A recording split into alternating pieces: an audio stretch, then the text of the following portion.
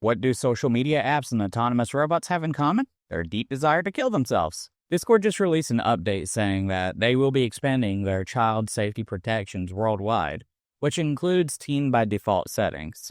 So their Discords will be effectively limited until they verify their identity. On the surface, this looks good. Children should be protected, absolutely, but there are valid concerns. For example, Roblox did something very similarly to this. Amidst many scandals regarding the safety of children on their platform, however, for Roblox, it was deeply flawed.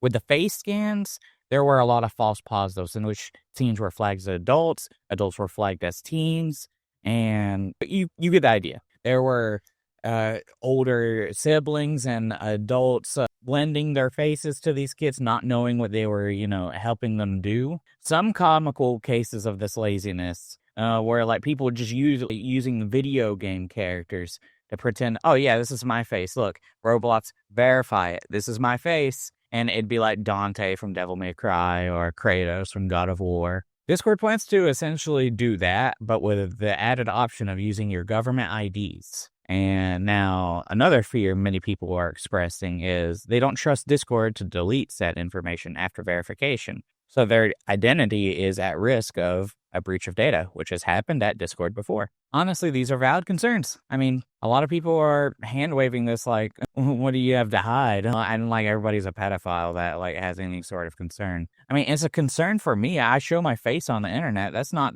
the fear I have. The fear like I would have would be that they would have like my actual ID number and are privy to like my home address and shit like that if it ever got leaked. Honestly, this might even create more unsafe environments for kids. Because it say, for example, you aren't verified as an adult. It might lead people to believe that individual might be a child.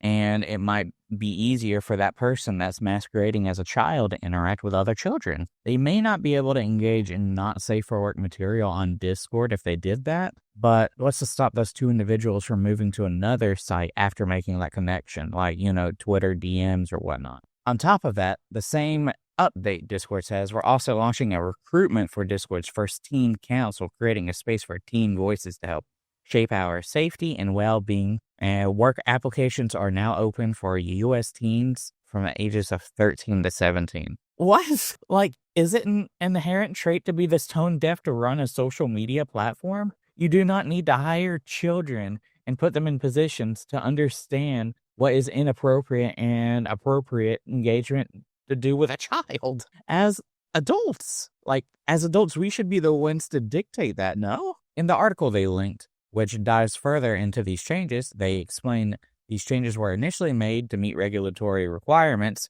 so they can operate in places like Australia and the UK, as it is labeled a communication service. In Australia, it was more of a test rather than a requirement specifically there, but I digress. I feel like adding teens to this council is just an opportunity to introduce them to more inappropriate engagements and situations they probably should have no hand in. In this article, they claim it's solely about gaining perspective, but like, why hire them into a position and why not make it just a survey? Because when you have like, say, for example, you hire like 20 different kids, for example, and these kids probably had the same exact upbringing, skibbity toilet, super edgy, whatever. And what are you going to glean from having these specific kids in a constant like rotation?